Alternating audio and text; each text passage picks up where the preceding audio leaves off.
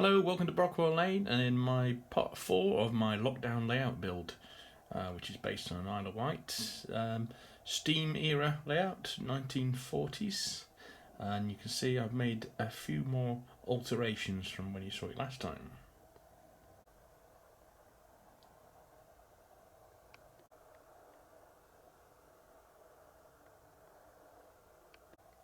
A few more figures have appeared, particularly on the road there, and we have a man guarding that ungated crossing.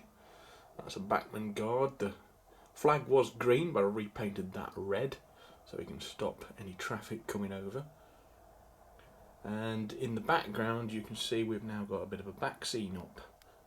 That's actually cut out from my previous ID backscenes backscene. Just cut the hills out and stuck that in between those two buildings. I've done the same all the way along, and it looks a little bit better than it did. I think there's something in the background now rather than just the blue sky like it was previously, and it continues right down the other end and also in that corner. Last time you saw me painting up some of these little trolleys green, and we've got quite a few of those now dotted around the platform. They're all glued down. There's also the lamps, which are white metal, and they've got little Brockwell signs on them,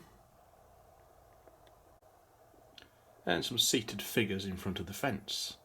I think that fence is new as well from last time, which just butts outwards onto the platform, and there's some bushes and things behind that, and some of the Sankey Scenics enamel signs. And again, some more figures, a lady with a dog, and a seat painted green. Again, another lamp there. More people sat, some bins around. And then at the end, a little lamp hut, another fence and some trolleys dotted around. And in the corner there we've got a Jaguar coming around the corner, a little road sign and a couple of figures having a chat over the gate, which is also new. And this is a new goods yard building, which is from Ratio. No, it's not Wills, I think it was, sorry, Wills. And that was a little elevated goods store, painted and weathered up, and some more of the Sankey Scenic signs applied to it.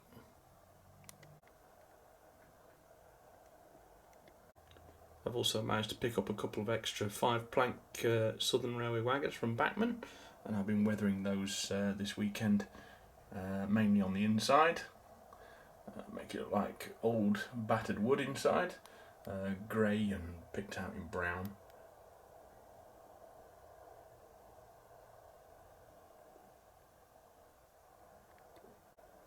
This is the old back scene from ID backscenes, which I took off a previous layout. It's a bit torn and scraped in places, but I'm glad I saved it because it's quite good for just cutting along some of the fields and just adding to my painted back scene. It was quite effective. Well, I'm just in the process of building a fiddle yard, which is going to go on the end of it. I need a bit more wood to get that done first. That'll fit on the end here, the other side where it comes through. I'll fit that against the wall. I need to put some sort of shelving up and decide the location for this layout, really, because I'm not sure it's going to stay here. It's out of the living room and now and into the spare room, but I just need to decide what position it's going to take. From this angle you can see the low relief building there, which is from Greenwood, laser cut kit. I've also put the red stripe on the buffer stops, which I think was Southern practice as well, including on that homemade one.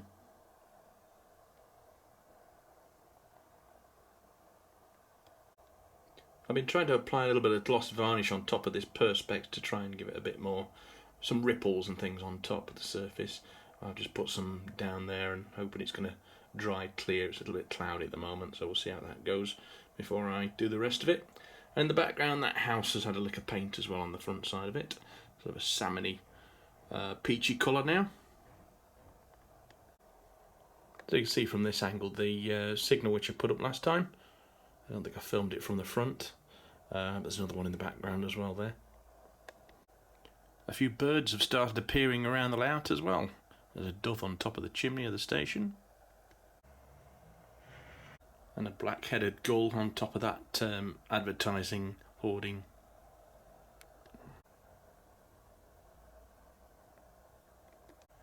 So I'm really happy with the way you look up the bank towards the rolling stock on this layout, which was raised up using foam board and a little bit of wood in there just to increase the height from flat level. It was quite effective, I think.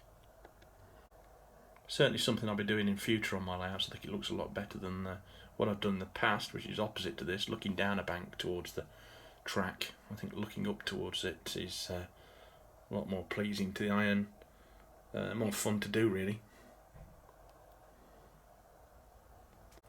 So I'm really trying to display this layout at eye level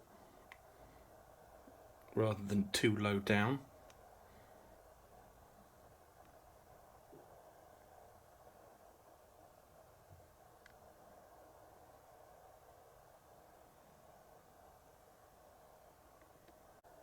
And I've tried to use some of the Woodland Scenics bushy material to blend the back scene into the main part of the layout. I'm quite happy with that particular bit of back scene because it looks like the river sort of going round the corner, which was a bit of a happy mistake, really. I didn't plan on that, so that was worked out quite well.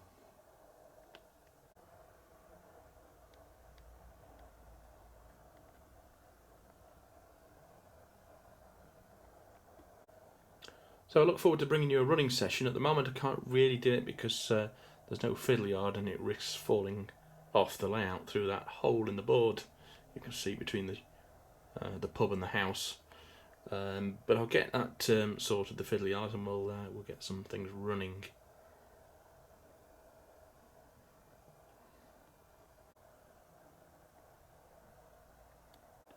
I managed to get a nice little freight train together, but I'm still waiting for the coaches from Hornby or Hatton's, the 4 and 6 wheel southern variety, so I can really start running a passenger train into the little station I built.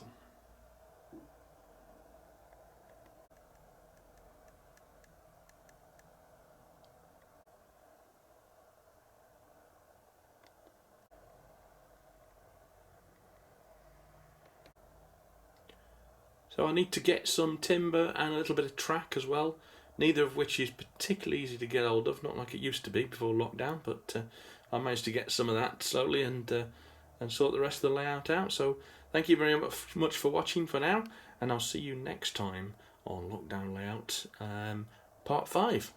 Thank you very much. Bye bye.